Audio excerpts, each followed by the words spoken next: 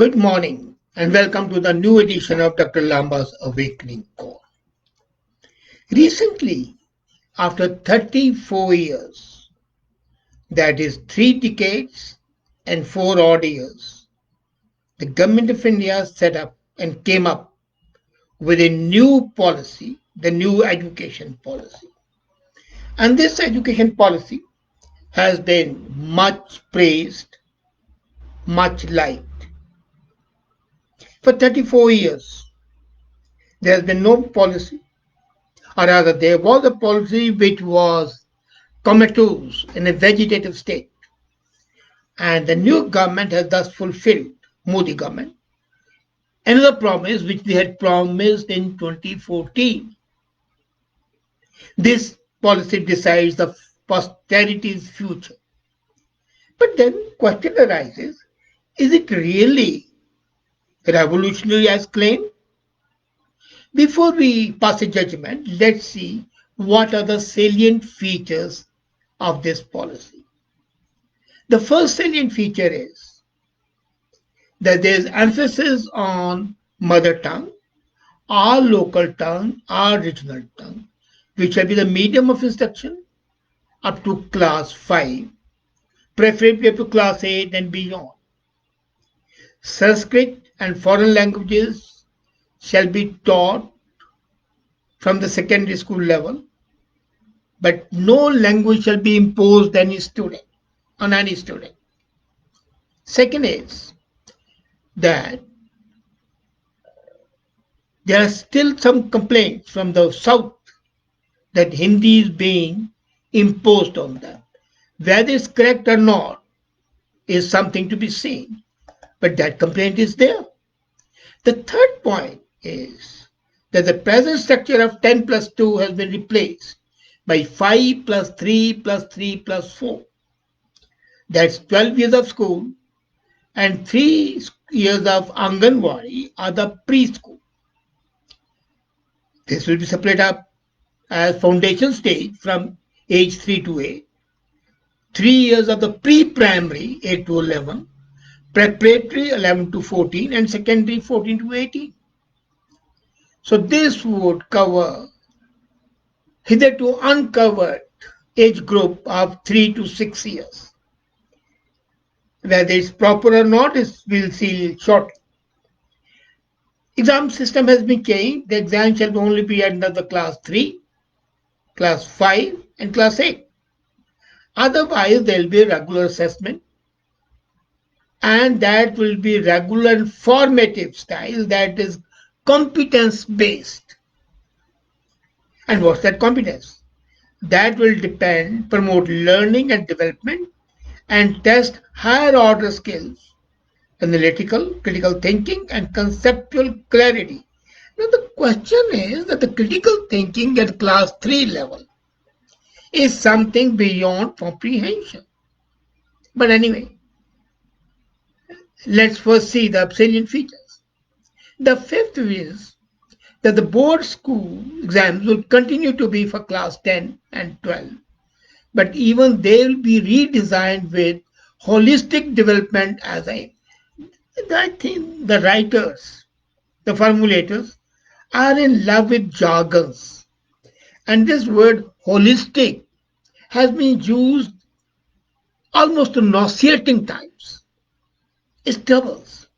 Anyway, so this holistic development shall be the hallmark. And what shall be the assessment formula? Parak. Now, Parak is a Hindu word. It's an anagram which stands for performance, assessment, review, analysis of knowledge for holistic development. Again, holistic. Then the sixth sport base of the policy. The government would be redesigned with a holistic development and aimed at establishment of the new system, which shall be multidisciplinary and multilingual. There shall be no distinction between vocational and academic, between arts and science, between curriculum and extracurricular activities between vocational and academic streams. Wow. And seventh, to that end, the policy includes that the higher institutions like IITs shall move towards holistic education by 2040 with greater inclusion of arts and humanities. Eighth basic feature, it proposes a 4-year undergrad program with multiple exit options, and the multidisciplinary bachelor's degree will be awarded after completion of 4 years of study, but you can leave after 2 years and have a diploma. Choice is yours. But MPhil as a degree would be abolished. Next is the UGC and AICTE, All India Council for Technical Education, would be abolished. They be merged into a new education decision-making authority called Higher Education Council of India, HECI. This will regulate higher education, but with a focus on those institutions which have 3,000 or more students. The main aim would be to increase the gross enrollment ratio, GRE, from present 26% to 50% in the next 15 years. But there is a caveat. This council shall have no control on medical colleges and no control on legal education.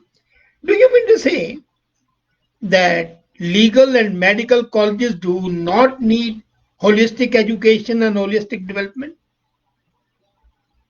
Imagination boggles at this inclusion. Anyway, the last one is that this council shall have 4 towers, 4 pillars rather.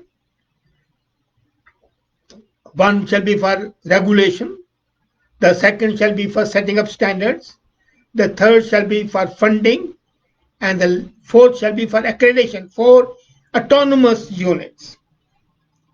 So this is in a nutshell the education policy. Of course, written in officialese and bureaucratic language, it covers hundreds of pages. Do you think this deserves 3 cheers? Hold. Let's now have an assessment of what the education is. We have seen what it aims at, the 10 basic factors. It has been well received, but then in India it's a habit that anything coming from the government has to be received well. 10 to 15% will criticize, but nobody will criticize cogently. The truth is, there's an excellent policy, considering that we had no policy at all. But it lacks focus. It fails to come with a grips with a crisis in Indian education. So I'll focus only, says, to start with on school education. And here the policy deserves only 1.5 cheers, as I say normally.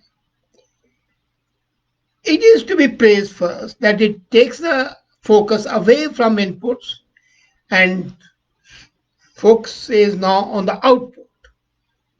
It junks rote learning in favor of critical thinking, conceptual and creative skills. How far successful is yet to be seen.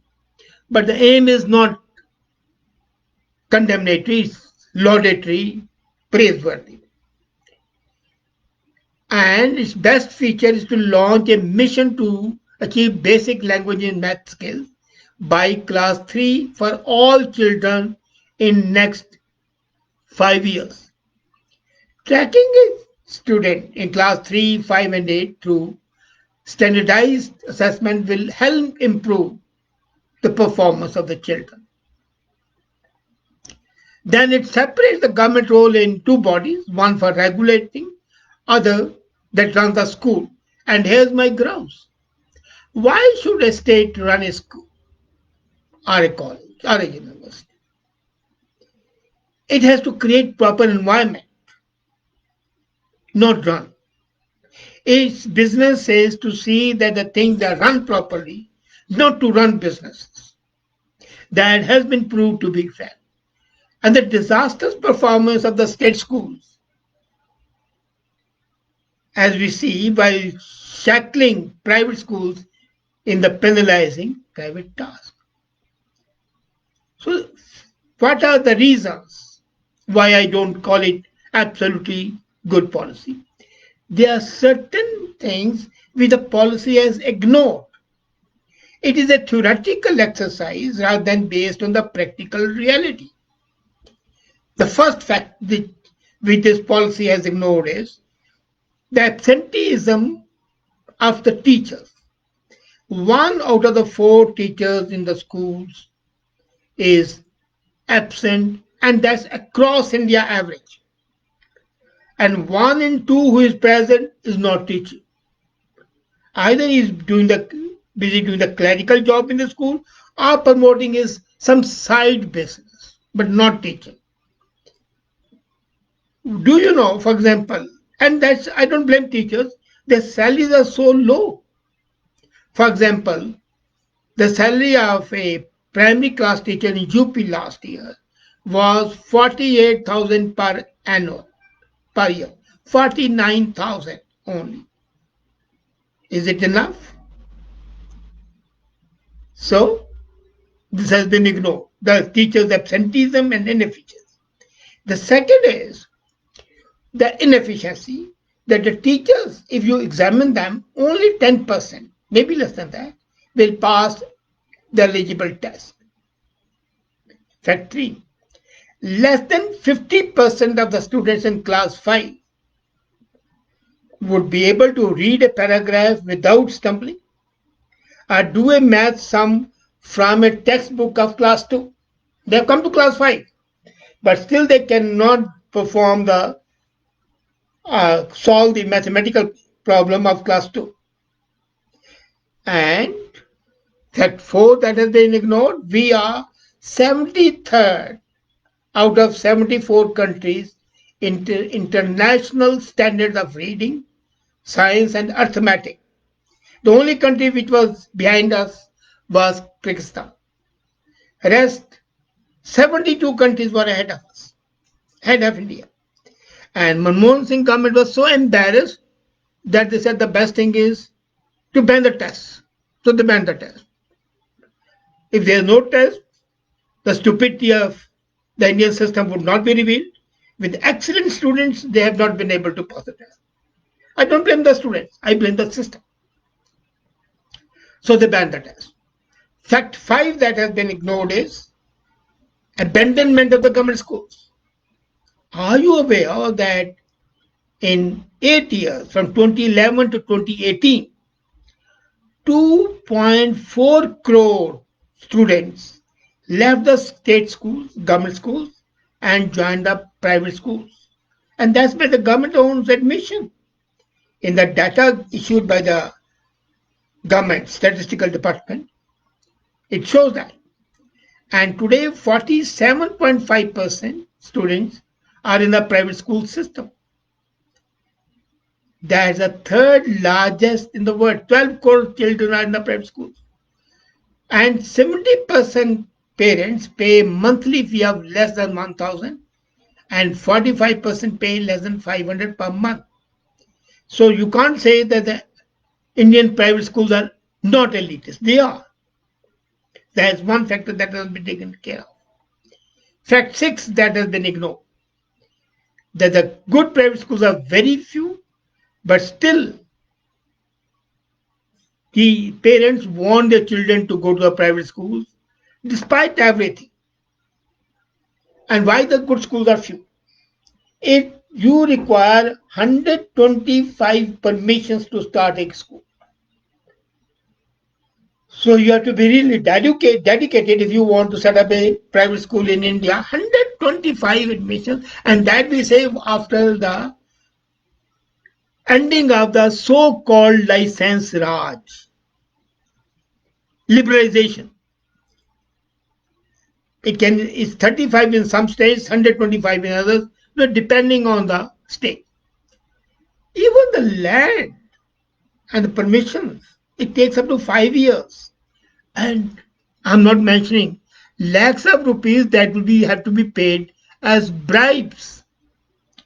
So the idealistic educators stay away and the private schools end up being mediocre.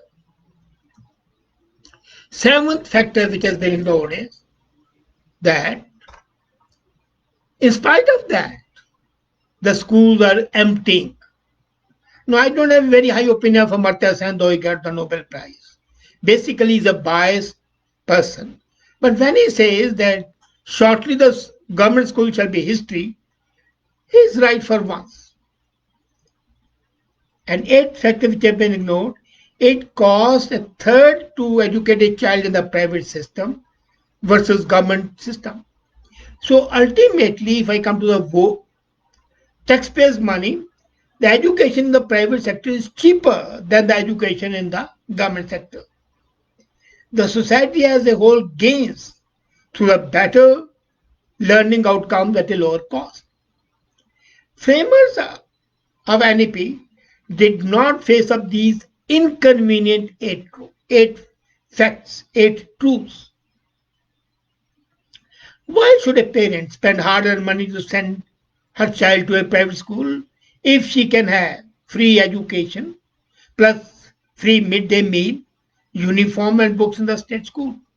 That itself shows the reality. Parents are not no student, not fools. They know that their children are not getting proper education. So what's the answer? Don't fund the private schools and abolish the public schools. Fund the students.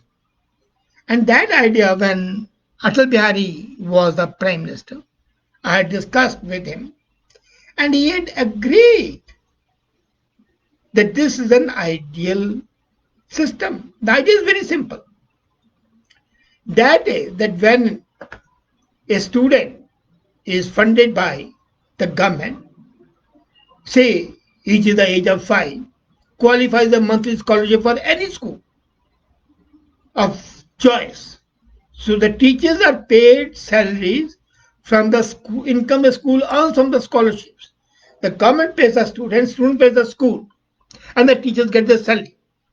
And if the student goes out, the salary is reduced. So they'll have to teach. And they'll have to show up and teach with inspiration. A very simple idea, which if implemented would have done wonders for the education. Bad schools will automatically close down. And even the poorest child will have dignity because he or she will have the power to exit a bad school. And the government will have plenty of money for scholarships because they won't have to run the schools. And then the private schools can be sold and leased out. So you are not paying anything from the government treasury. The board is not paying anything. What has already been paid is being basically circulated. And you have a better system. So education is a public service, like roads and public buses. The government doesn't have to run the buses. It can provide proper environment for that. And that's what should be done in the education. Instead of cheap talk against profits, and profits is not a dirty word, NEP should have shed the hypocrisy and been more honest. 85% of the schools exist because they make a profit, and a huge profit. But then if 9 out of 10 top economies of the world, USA, Germany, England, France, they can allow for-profit schools, why can't India? Do you know that there is not a single good university or school in the world which is not profit-oriented? We swear by Cambridge, Oxford, Wharton, Harvard, Yale, Stanford. But all of them are privately owned and privately funded. The government doesn't pay a dime. The students get loans and repaid. And they are not subject to the government control. This simple change will bring huge investment into education, improve quality and choice, and principals would not be called thieves, and the black money would be curbed. So it can do it if it wants to do, but then the policy needs to be more imaginative and not. Now, one base of the NEP is that they want to cut away from Macaulay's system. Macaulay set up the first education policy in India, and the new policy is a break with that. When Thomas Babington Macaulay set up the system in 1835, according to these Johnnies, he set up this system to produce clerks. Bullshit. That was the byproduct. Clerks, as they come out of it, was a byproduct. The real aim was not to have clerks. The real aim was to destroy India economically. But don't be amazed. India was the richest country when the British came in and the poorest when they left. The whole industry and the crafts of India, which were the mainstay, were destroyed by the Britishers. They created a social system whereby a school was set up which made the children feel that the culture and the craftsmanship was bad. So a carpenter's son, even today, the carpenter would like his son to do his BBA and become a glorified clerk called executive.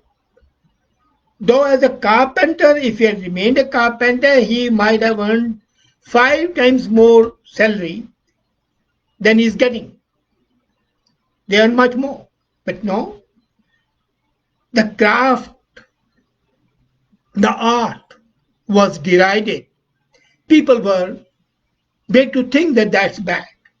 And Macaulay Putras, I call them, the educated people, I am one of them.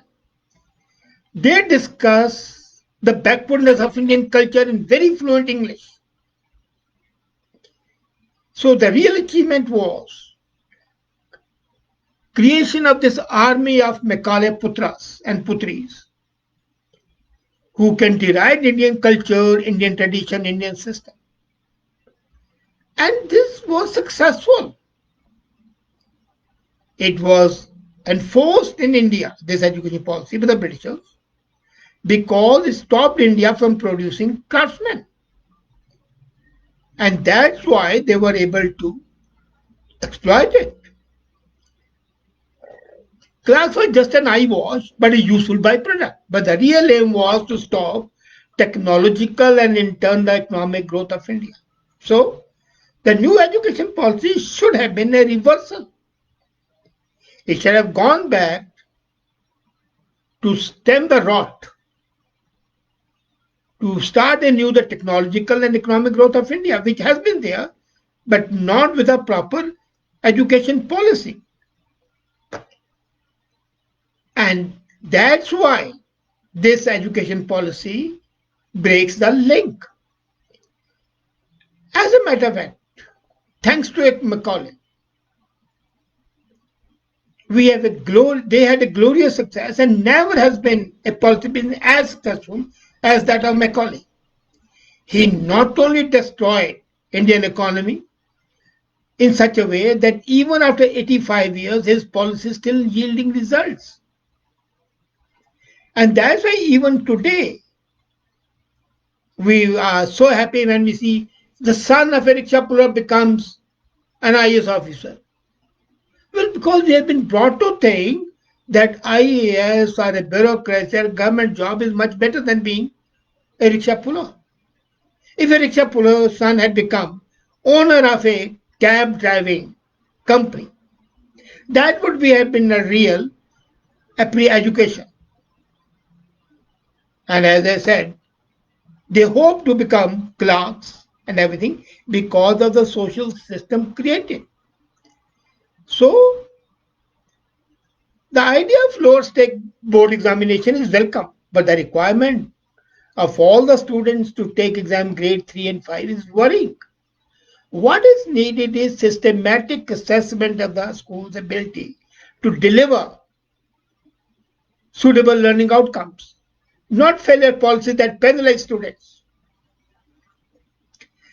The excellent goal of GER increasing in the next 15 years from 26% to 50% is great. But what really disappoints is that NEP fails to allow for profit education. As I said earlier, education is something left best to the private sector. And history has proved that. The old Gurukuls of India were not controlled by the government. They might have got funding, but even that funding was not there. The children would go stay with the teacher. The Greek schools, Aristotle, Plato, Socrates, they were not funded by the government.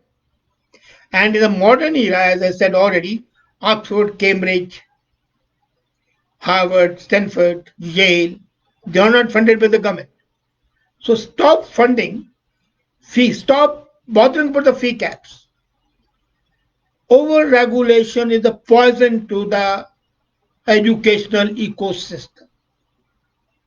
In stifling private investment, you are hurting the nation.